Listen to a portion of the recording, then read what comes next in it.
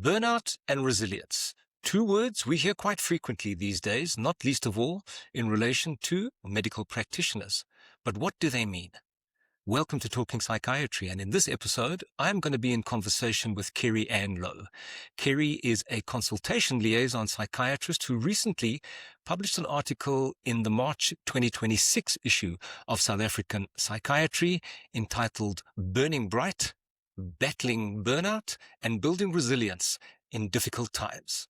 Let's join the conversation and hear what Kerry had to say. So, Kerry, welcome. Good to see you, and thank you for joining me for this episode of Talking Psychiatry. Hey, thank you, and thank you for including me in the discussion. Well, this is not the first time that we've spoken, because I actually went back into my archives and I discovered that in May 2023, you were a guest on my Beyond Madness podcast, if I'm not much mistaken. Yes, I think that was the chronic pain conversation. Yeah, well, we were dealing with trauma and disorders of stress. And so I should be saying welcome back, actually, not just welcome back. But that time I don't think I saw you. We were just audio, and this time we're actually seeing each other.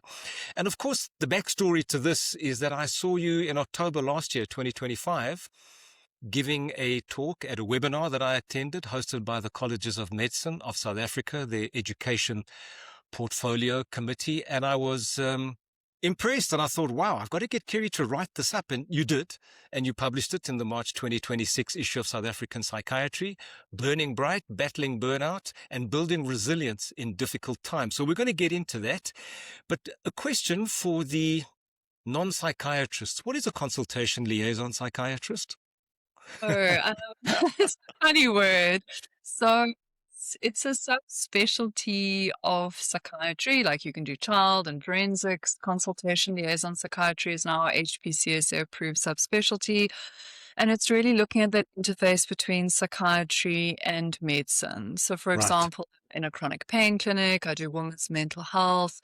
If you're admitted in a cancer ward and you're struggling with depression, we're the people who you'd be working with.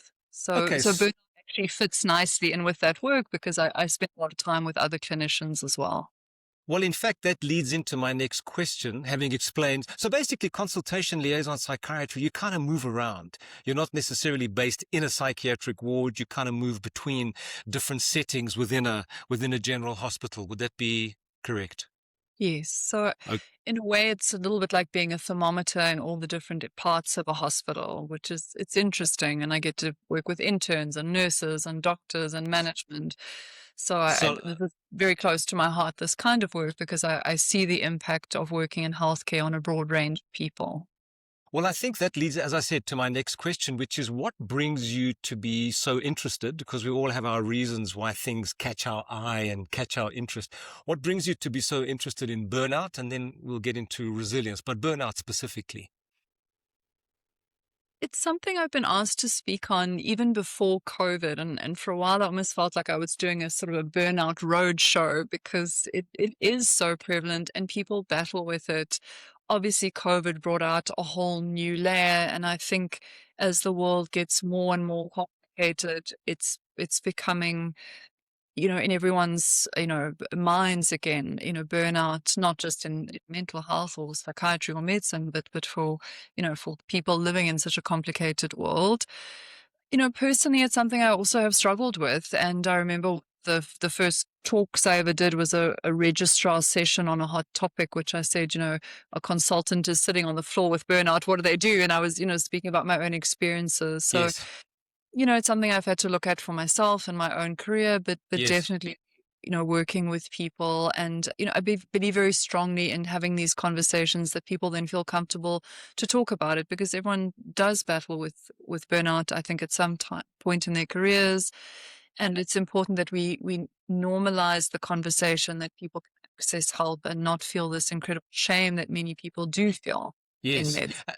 And I think that's important, really, is to be in touch with oneself in terms of how you're feeling and how you're coping on a daily basis and over time, because I think one goes through difficult times and difficult periods which could potentially equal burnout. But you start out the article by saying we live in difficult and complicated times. So what did you mean by that? I mean, I think the world, things are really, really difficult. I mean, every day there is something new and, confronting. And because of changes to social media and the way we access our information, it's relentless. Yeah. So, I mean, the world has always been a difficult place. Being human is difficult, but we Yes. are struggling, I think, to keep up with what it means to live in this digital, social media, fake news, relentless online presence, which I think exhausts people. So, that these are not new problems. I just think we're dealing with them in new ways and we're not evolving as quickly as the technology is.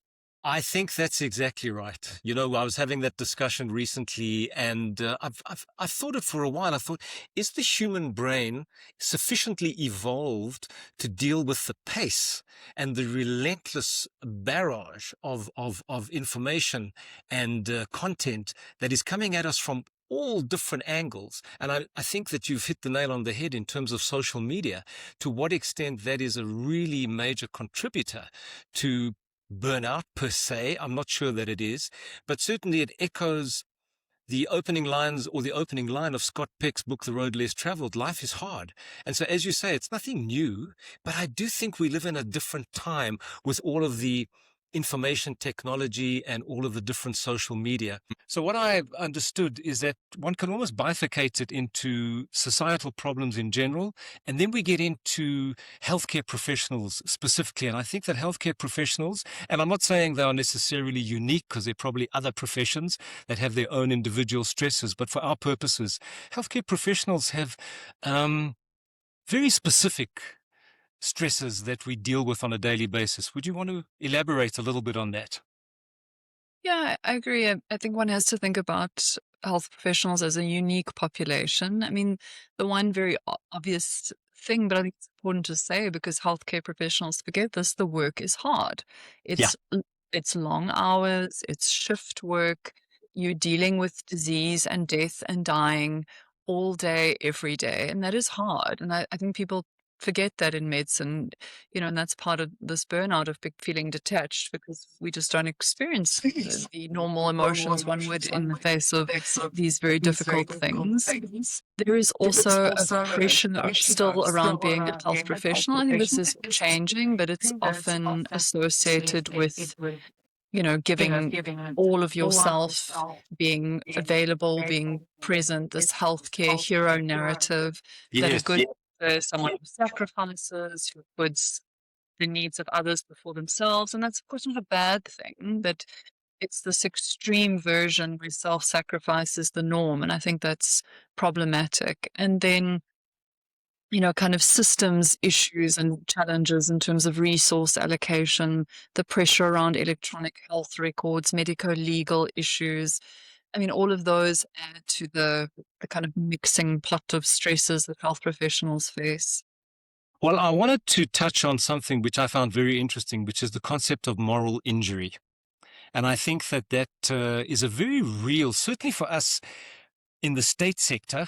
And let's be clear, there's the state sector, the private sector, and we often move between the two sectors. But I think when you're working in large institutions, that is often potentially an issue. Do you want to elaborate slightly on moral injury? Because I found it a very useful concept, actually, having read it in your piece.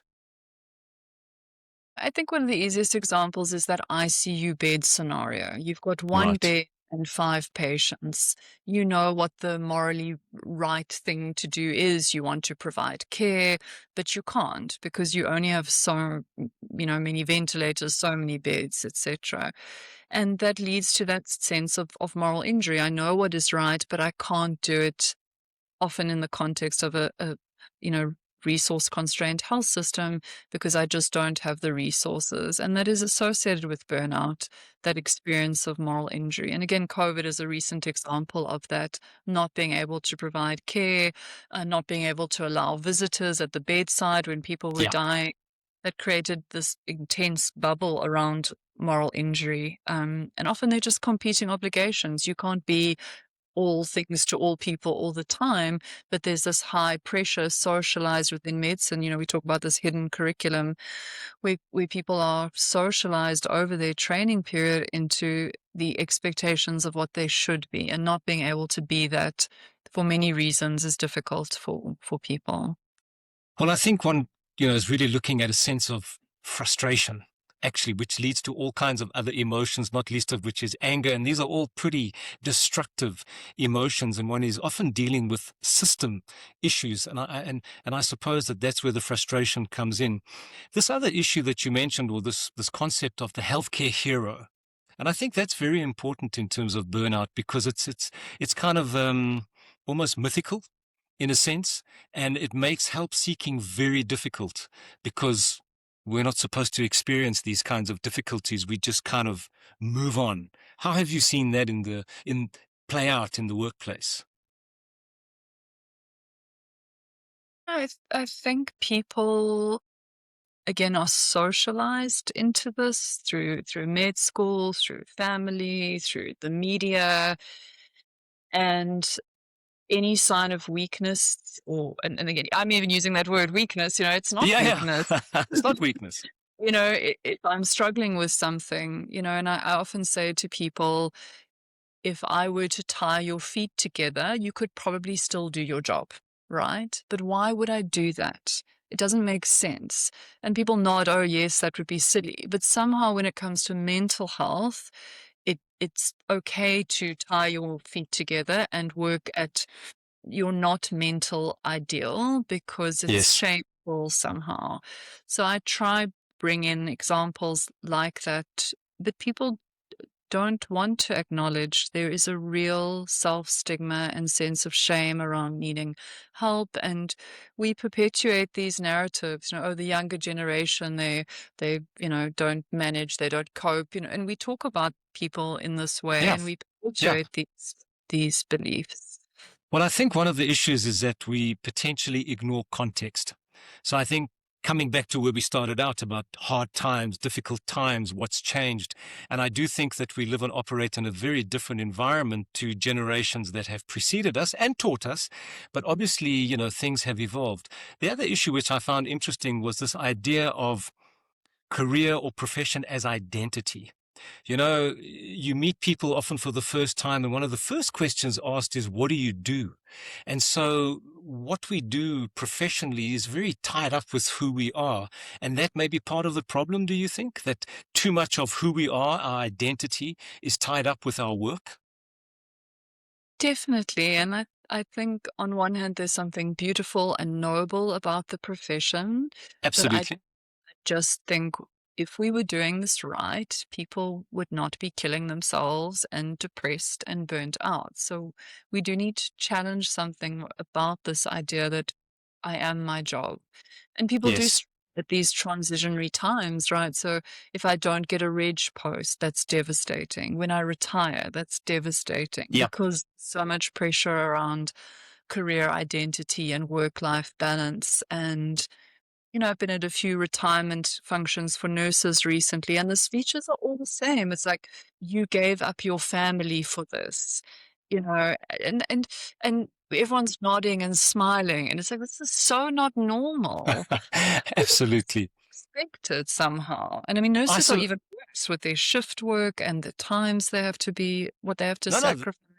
I mean, they are 7 to 7. I mean, they do 12-hour shifts, and it's nonstop. Not that we don't do similar kinds of shifts. I remember as a houseman, the 24-hour, 36-hour continuous, and it's just something that you did. But I think the point you make is very interesting, is that all of this farewell speeches, how much you sacrificed for your career, and then you have to ask yourself, and to what end? It's a beautiful thing to have the work that we do, because to be of service in the way that we are is really something special. But the question is, where do you find the balance between who you are as a person, what you do professionally, and how you conduct yourself out of there? But you've alluded to something already now in terms of consequence, of which burnout is one. And then we have a whole range of psychiatric problems, from depression to post-traumatic stress disorder, substance abuse, and then even suicide, because physician suicide is a very real thing.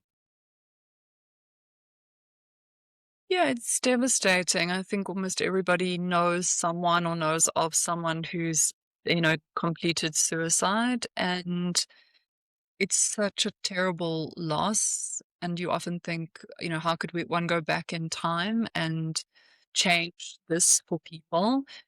Again, I think it's about how we train doctors, how we normalize asking for help, creating environments that are supportive for people to reach out to, because there is so much shame and stigma, and I'm going to be reported to the HBCSA. It all feels quite punitive. I won't get a Mm. good reference. I'll get a bad name. And True enough. yeah, and this idea that looking after our mental health or looking after ourselves to the point of being good at our jobs is somehow selfish, which doesn't make any sense, right? Well, I mean, it's to quote the old World Health Organization, there is no health without mental health. And I think that we of all people should be very conscious and very mindful of ensuring that we are well mentally, because at the end of the day, if we aren't, then our patients don't get the best of us and we don't render the best service. But I was thinking of other professions who come under tremendous strain. And I started thinking about air traffic controllers. We talk about decisions that are made that are life-threatening and life-saving, which we often have to make as medical healthcare practitioners. And I was thinking about air traffic controllers. Do you have any idea of what the burnout rate amongst air traffic controllers is? Because, I mean, geez, every second of the day is about monitoring air traffic. And, as a traveler, you just kind of, you take off, you land, everything is fine, all good. Meanwhile, behind the scenes, what on earth is going on inside that air traffic control tower? So do you have any understanding or any idea about air traffic controllers?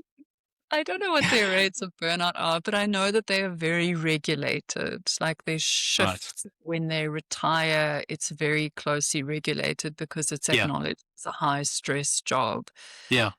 And I'm not sure if medicine's always conceptualized in the same way. As you say, you're No. making life-threatening decisions all day, every day. You want that Yeah. person to be their best, and Yeah. yet we have a culture that is dismissive of prioritizing self-care in order to be your best. Absolutely. And that's a problem, actually. That is a problem. But I wanted to get into burnout specifically now because we've built up towards the main meal, so to speak. So, I mean, there are various definitions and conceptualizations, but very broadly, do you want to sketch the essential features of burnout? I think people are most comfortable and familiar with the Maslow burnout definition, which is those three key areas, and they're the same as we see in the ICD-11 definition. So the first one is that emotional exhaustion or depletion, Yeah. which can include physical symptoms, fatigue, etc., but then also the psychological symptoms like low mood, irritability, difficulty concentrating. So that's the big one, that emotional exhaustion or depletion. The second big area is the detachment cynicism cluster of symptoms. So this is when Yes. people struggle to experience empathy. They may be cut off or dissociated, sorry, from the experiences going on around them. So, I often find I know what I should be feeling, but I don't feel Mm. it. Detachment Yes. Yes. things. And the third big cluster is that feeling of incompetence. I'm not good enough. I'm not achieving. I'm not doing well at my job. So those are the three big areas that we see in burnout. And the ICD has included them, and very specifically that it's a work-related phenomenon. Well, I want to get to that because before ICD-11 was Brindley, but before I get to Brindley, just looking at the description that you've given, very similar to depression. I mean, if one looks at the physical symptoms, the mental symptoms, the reduced energy, the sleep disturbance, the irritability, concentration issues, all of these kinds of things, the detachment, the inability to really relate and empathize, sounds very much like depression. So I suppose one has to make the distinction. And how does one do that? Because I think that, as we get to ICD-11, we will see how they conceptualize it. But depression is very much a clinical diagnosis of a condition, a disorder. So, in terms of distinguishing, where do you kind of see the line?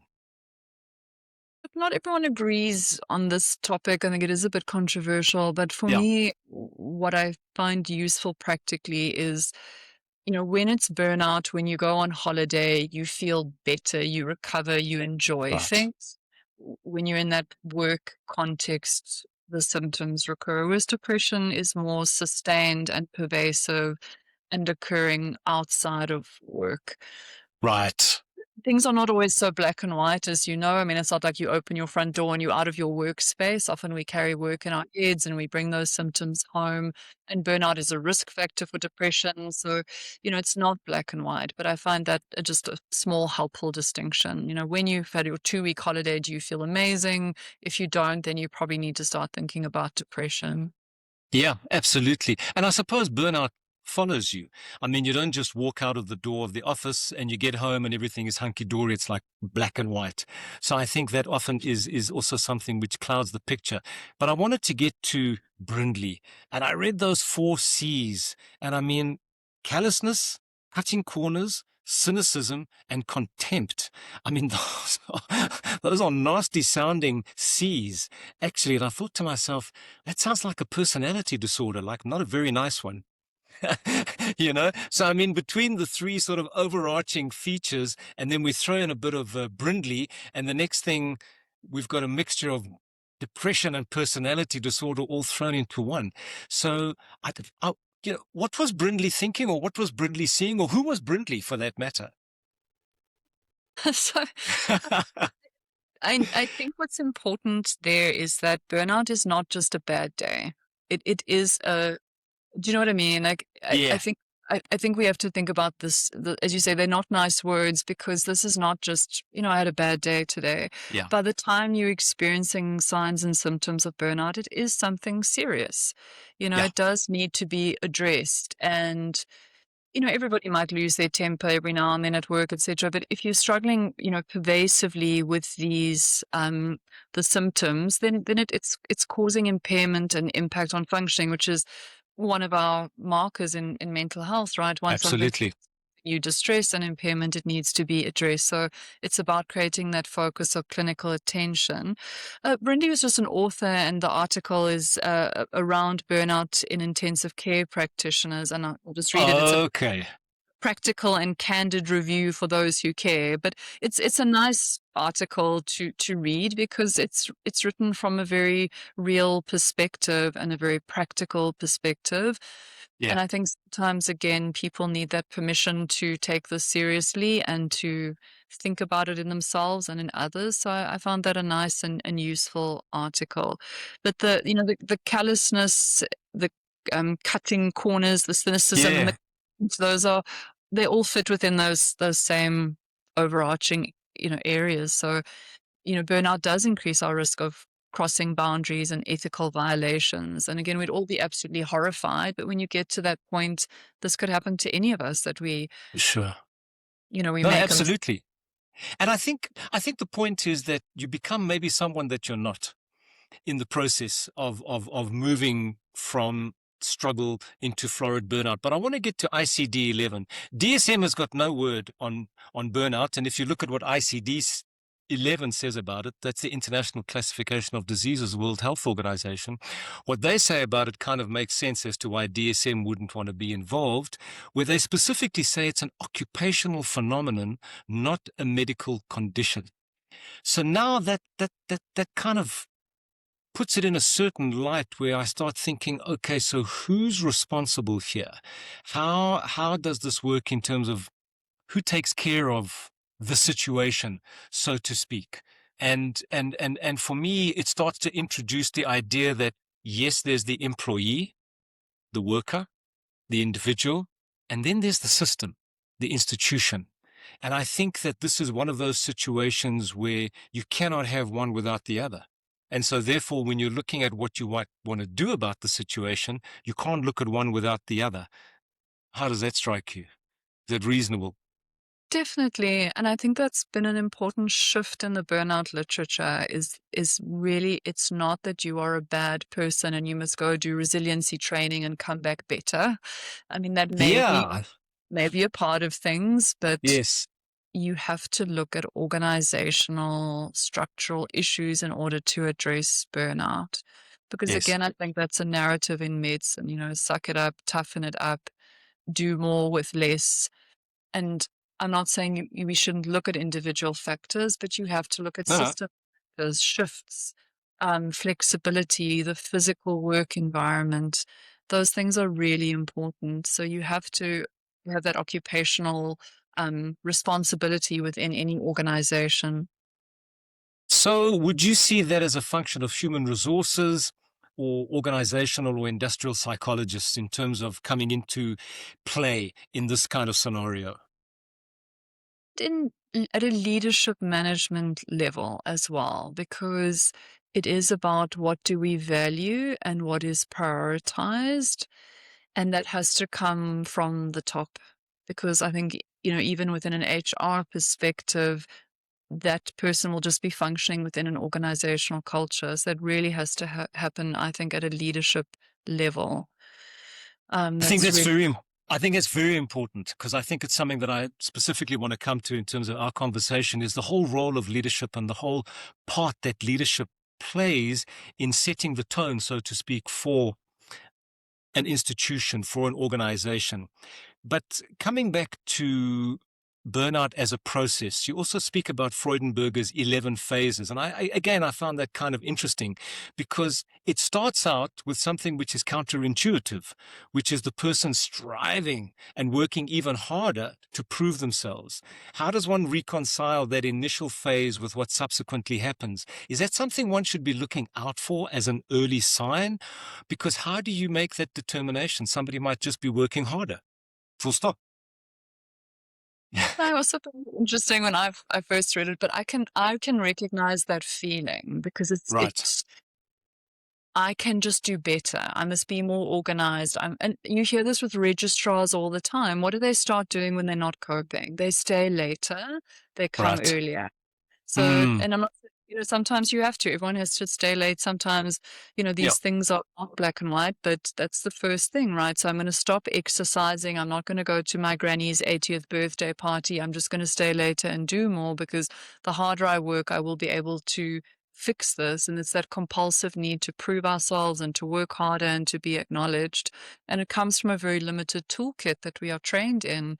Hard work equals good outcomes, but we know that's not how the world always works. So in a sense, you're starting to dig yourself into a deeper hole once that happens. Now, it's not to say that, as you say, there may be work-specific requirements that need you to be there earlier or to work later, and that happens on occasion. But I suppose, as with most things, it's when this starts to happen consistently and becomes the new norm, you're now setting yourself up potentially for the fall, which then follows because we start with this increased activity, and then we move into the changes in the individual that start happening in terms of their value systems. They become more conflictual. Their self-care isn't as good. So the process starts to unfold. It's when you start with the irritability and the not sleeping and the difficulty concentrating, mood changes, withdrawing more from people. And it's, the cooking the frog in the boiling water Mm. example. These things are slow and insidious. People very, very rarely wake up and think, "Oh, I'm burnt out." It just might be suddenly I shout at my spouse when I get home or whatever, and it's like, "Oh, but Yes. that's not me." And then when you look back, often you will then see the signs that have been developing over a period of time. But we often don't see those things in ourselves because the organ that is predominantly affected is the brain. And when that loses perspective, we don't easily see the changes in ourselves. And we start to normalize. Again, that's a culture thing. We tend to normalize these behaviors. No one thinks anything of it. Oh, when I walked to school in the snow, I was also doing this, so too, yeah, it was also terrible for me. So, that is a culture thing, but definitely we don't see these things in ourselves. We start to normalize just, staying later, staying longer, working harder, not sleeping. And again, I always come back to this idea, Mm. that feeling when you come back from leave, the first 4 hours of your day and you feel amazing and you're Yes. so productive and suddenly you see all the problems so clearly. And I just think, imagine if we were all like that for most of our days, wouldn't that be amazing? You know what I mean? It's not even selfish. It would be so much better for the health system if we all actually felt good and productive and inspired and creative and innovative more of the time instead of this general exhaustion and apathy and frustration that most people end up sitting with. But then I think comes something which is really concerning is this denial. Because, you're busy recognizing maybe something change in a colleague, and you might want to have a conversation with them to highlight your concern, but there is denial. And I think that seems to be part of the problem, is that once you are maybe spoken to, albeit in a compassionate way, not interested, not going there, and you just keep going. I think we all still experience that as something shameful again. I remember in my reg time, one of the consultant feedback sessions, someone said, I think you might be depressed. I was Oh, horrified. I was horrified. At the time, I was right. working near the Rondebosch Common, and a colleague of mine walked around the common with me, and I was ranting and raving at how terrible this, like, it was the worst thing in the world that someone had raised a concern around my own mental health. So we are still so wired to feel defensive, to feel shame, and it's really difficult. But again, if we can shift culture to the kinds of conversations that are, it's with kindness and curiosity that we can engage with each other to say, you're not quite yourself anymore. Are you okay? What's going on? Instead of experiencing that as something negative. Well, it's quite threatening in its own way when somebody says to you, I think you're not okay. I think that you might be depressed. I think you might be burnt out. It's as I said, quite threatening. And I think it's not easy for one to accept that and take a step back and say, okay, this person's coming from a good place, and I should look at that. But then ultimately what happens is nothing changes, and then the person moves into frank burnout, preceded by maybe depressive feelings, and then you land up with what you land up with, somebody who's not functional. And the consequences of that, whether it's Yes. making mistakes, the impact on those around them, conflict with colleagues. So again, it's as I said, it's not just a bad day. This is something that leads to suffering and impacts on function and organization and patient care. And I sometimes play on that because that's when people listen. Yeah. Again, we're speaking against that, but that is the reality. When people realize this is actually affecting my family or my patients, that they will then maybe think about stepping back and looking after themselves. But it Well, is really hard. it is hard, and I will get into interventions and hopefully prevention, but I wanted to talk about prevalence, because I was well, firstly, the figures are kind of all over the place. But I mean, I was looking at the systematic review that you quoted from 2018. So it's a couple of years, good few years ago, but may still be very relevant today. They were looking at figures of 67% for physicians. I mean, that kind of eye-watering. I thought, wow, 2/3 of us. Look, it is so difficult to study because there isn't a single definition and there isn't a single measure, and they're different ways. So you'll see these big ranges in the studies. As you said, Yeah. the findings are all over the place. But I think everybody can imagine why. Or, if you think about the workplace, it's not so horrifying. If you think about colleagues and, people in your own personal life who have struggled with some aspect of burnout, I think it makes sense. Although how it's measured is problematic because sometimes it'll just be one dimension or all three dimensions. So that does make the literature problematic. And I'm sure there are all kinds of variables that impact what country, what setting, gender, age, years of experience, specialty. So I'm sure there are all kinds of confounding variables which color that kind of prevalence figure. Yes, and even how we endorse symptoms depend or express ourselves depends on things like culture and context and gender and age. All of Culture, those, yes. No, no, it is absolutely. difficult to measure. So I think what I found the most consistent prevalence figure, because you looked at a South African scenario pre-COVID and post-COVID, and the pre-COVID prevalence rate was like, wow, from 4% to 84%. I thought, no, hang on a sec, that's a hell of a spread. But then you go post-COVID, and COVID kind of epoch defines, it defines this age in which we live. 58.9% to 78%. So we're getting a little bit more consistency in terms of the findings, which suggests to me that COVID impacted on most of us at some level and really did impact on us negatively in terms of burnout and how we cope with the work situation, which I think became that much more stressful at that time. Definitely. And I think the other thing it did in a good way was it allowed a language to these experiences because everybody had some trouble with sleeping or anxiety. So it created a spotlight on mental health that wasn't there before. And again, it was understandable to be burnt out because it was COVID. So I think it also allowed a language around this that we didn't have before. So, Right. yes, added stress, but I think also an unmasking. That's true. And I suppose it opened up many conversations that previously we hadn't really had.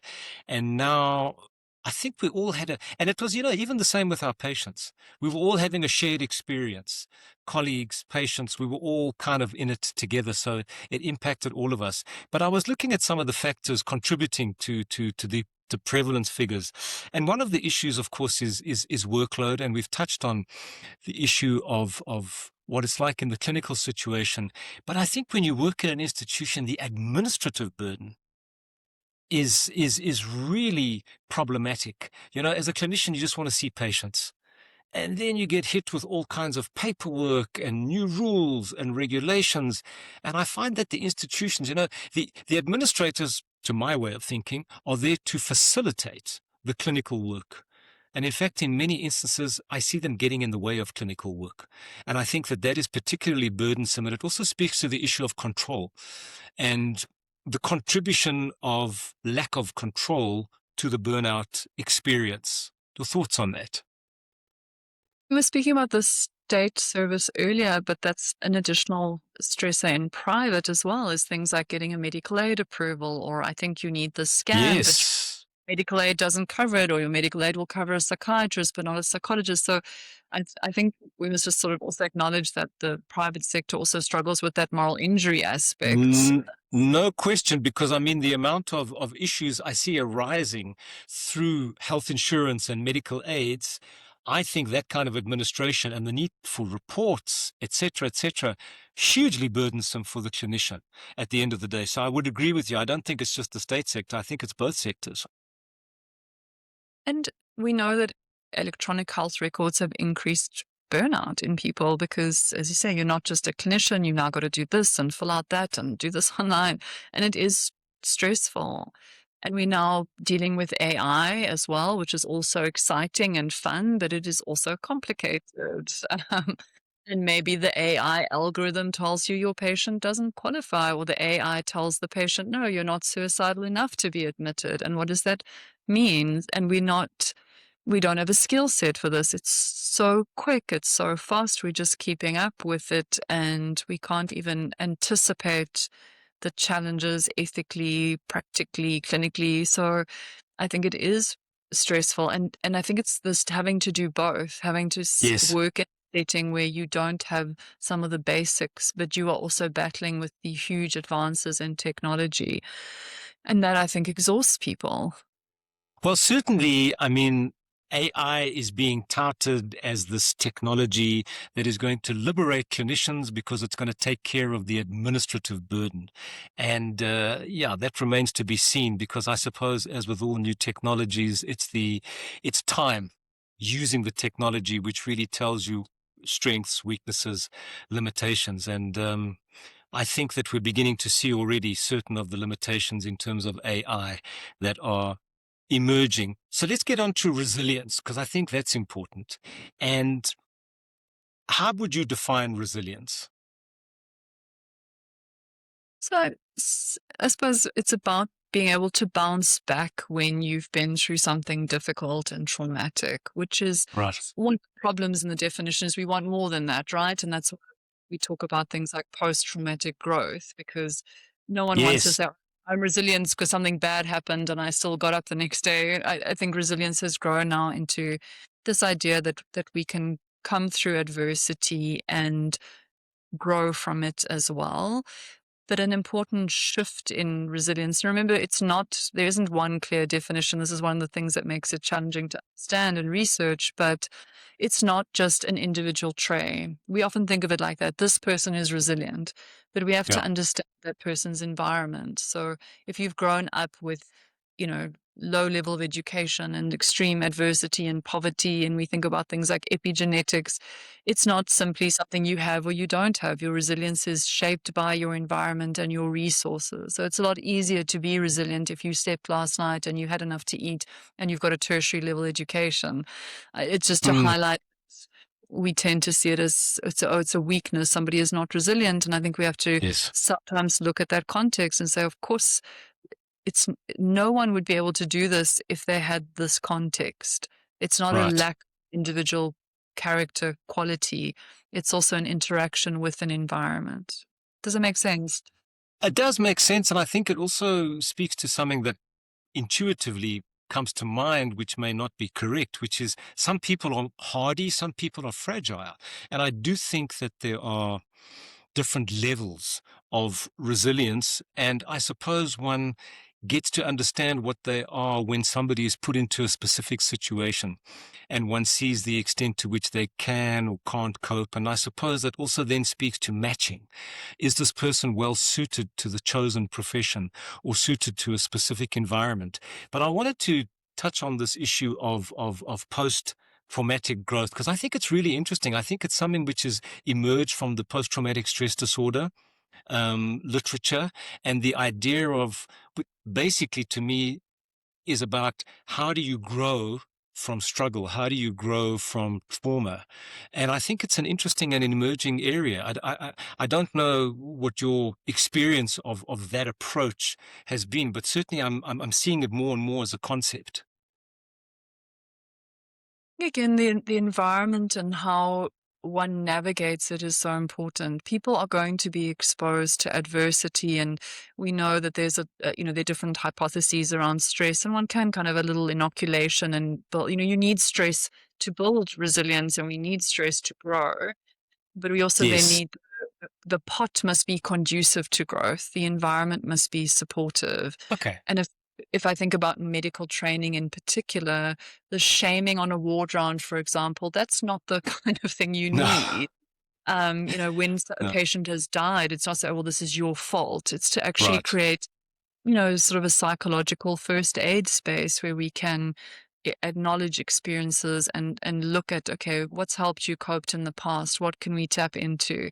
So I feel again like the system is really responsible to create environments that encourage post-traumatic growth instead of shaming and internal stigma. And you must just work harder. Therefore, you must do better and you must go and do this training and come back and cope with the environment. I think the environment should allow for that growth to happen, to normalize things that are difficult, to encourage coping, to create something that's conducive to vulnerability, but then also resilience and strength and post-traumatic growth. It's not either or. I think we want things to Yeah. be either or. This is a tough, strong medical student, or they're weak and they don't cope. And that's not Yes. really the nuanced in terms of how human beings function.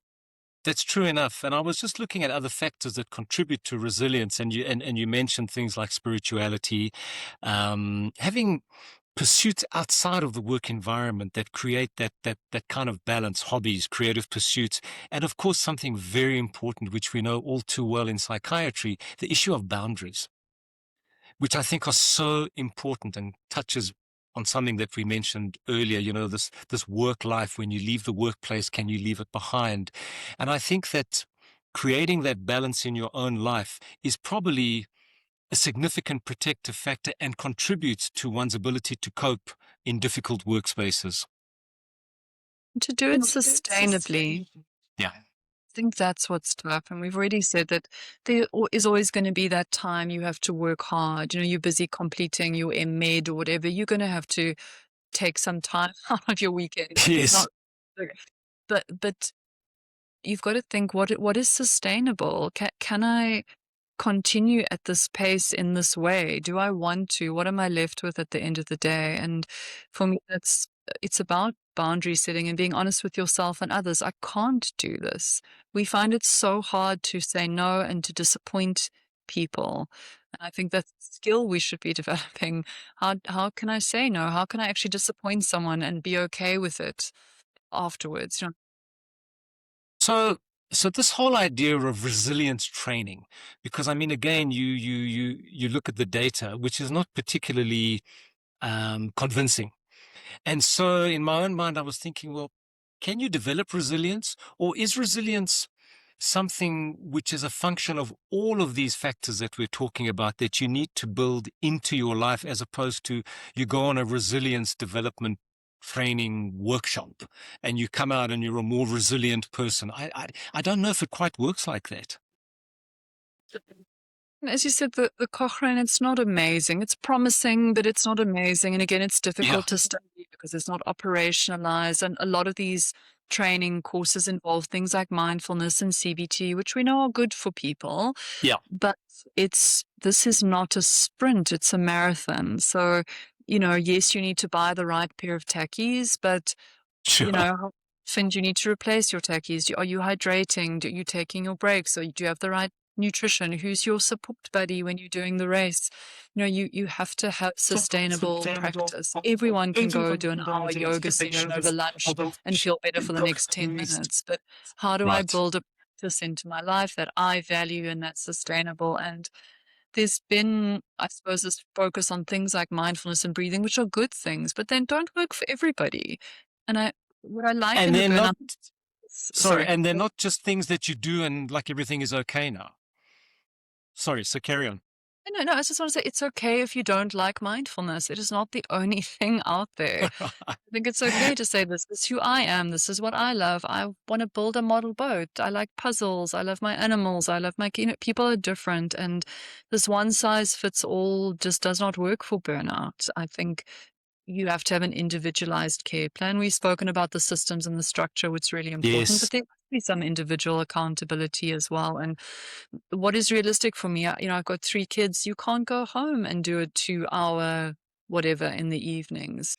So Kerry, the question that I have when we're talking about burnout, resilience, developing resilience, and looking at the employer versus employee, would you say, and maybe I'm being too dramatic here, but is burnout a symptom of system failure? Because I'm thinking, we see a lot of resignations in the state sector, for example, which are never really fully interrogated. But to what extent might they represent this very phenomenon that we're talking about, which then brings us to the issue of system failure? And then, of course, as we were speaking earlier, the issue of leadership. What are your thoughts on that?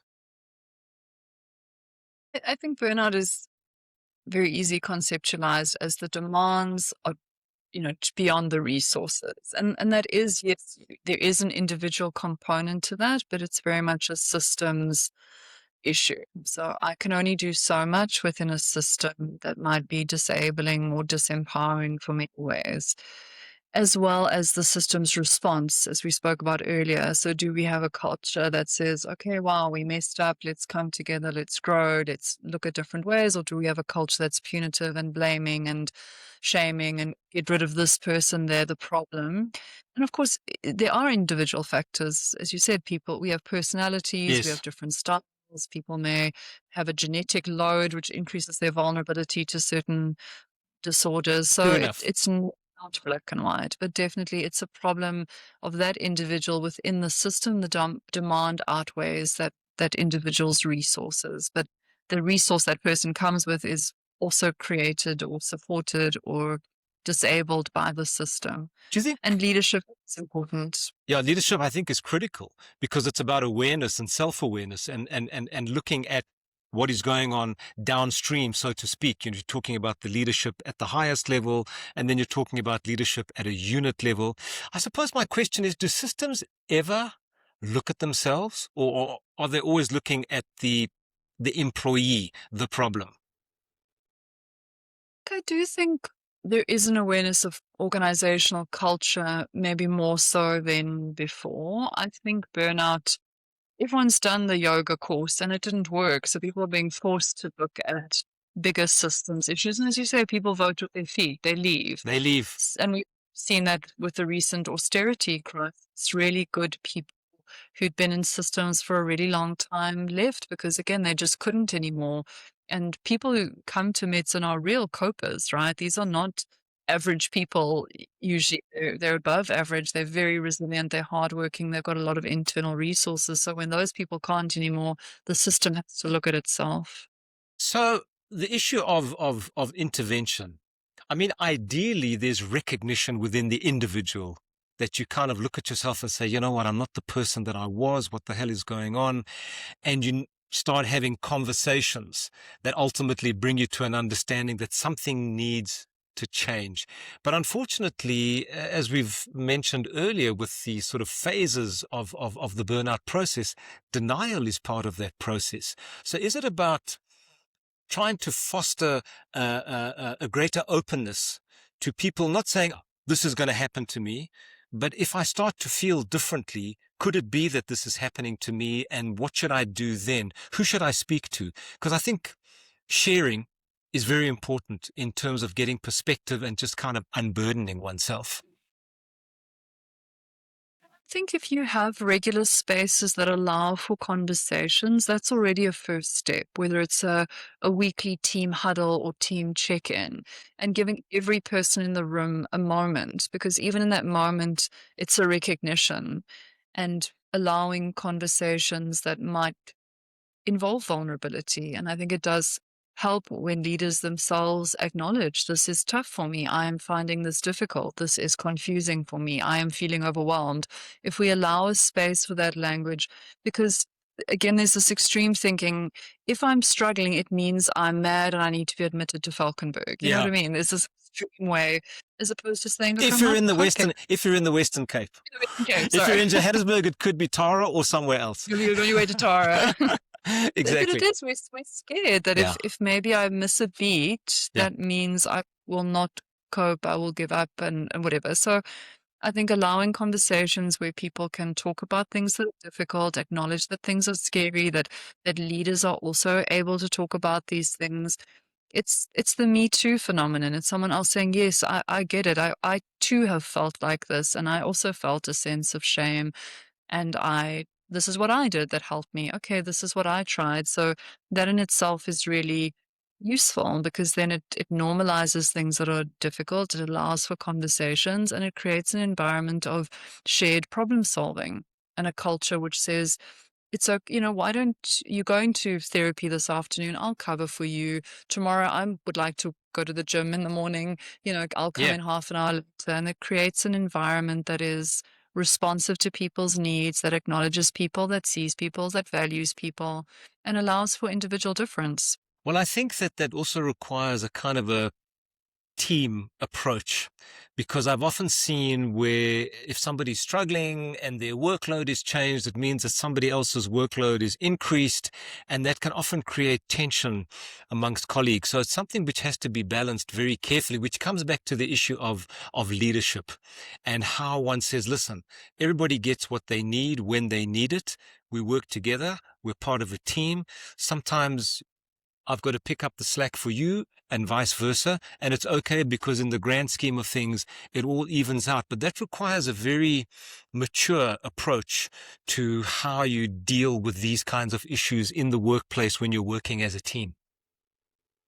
And to be present, which is one of the things you lose when you're burnt out. You don't want to see the suffering in your colleagues. You just want to get through the day. That's true enough. Maybe you're working with two registrars and one is stronger and they're carrying the load, and you don't care as long as the job gets done. That's But true. if you can actually be present and reflective and look after your own mental health, so you can see these issues in others, then that allows for a conversation and change. If we're all just surviving, we can't grow. And when you have such high prevalence rates of burnout, who on earth is looking at anybody else with any empathy or concern? It's all about survival. And that for me is really concerning, because that's kind of like a tipping point where systems just kind of break down and things really, hit us. It's a slippery slope at the end of the day. So I think it's about cultivating that kind of spirit up front, where it's understood. Listen, folks, we work in a difficult environment. Things are going to get difficult. We need to be able to speak to one another, to do so openly and without Because it does make one feel very vulnerable when you start to open up in that way.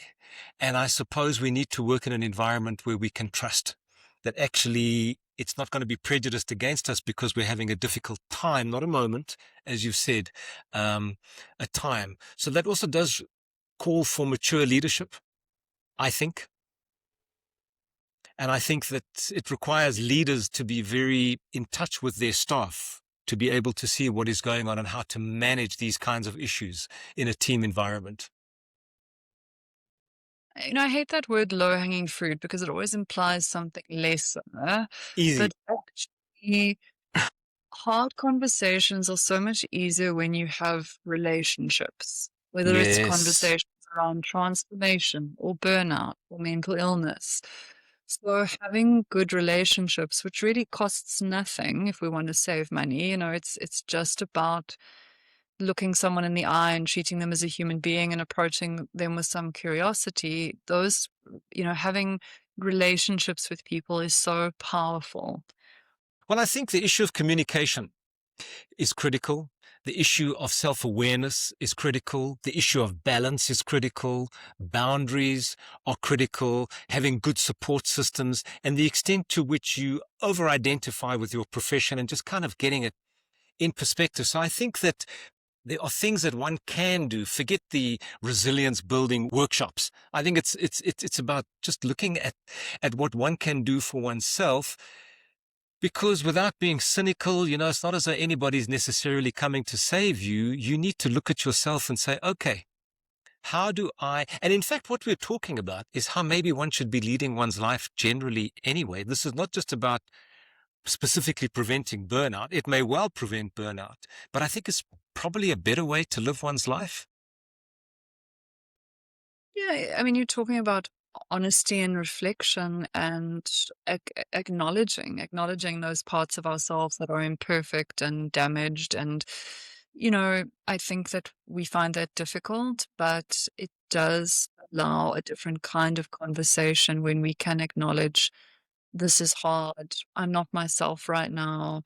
I'm sorry I made a mistake. That's not like me. This is going on in my life because we make assumptions, right? If a student is late to a tutorial, they're bad. They're They're rude. lazy. Yes, They're rude, disrespectful.